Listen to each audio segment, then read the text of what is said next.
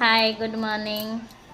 मु आज question prepare करछे से मानको पाई जो माने ओ ट्रिपल एस सी ऑनर सेट 8 पाई प्रिपेयर करूछंती आ तांकरी पाई आउ आज क्वेश्चन हैला silent M I mostly seen in which condition means CKD, COPD, hypertension and diabetes mellitus।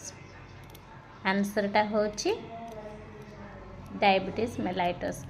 Second question होची lignocaine is used to treat condition होची MI angina and CAD arrhythmia. Answer arrhythmia.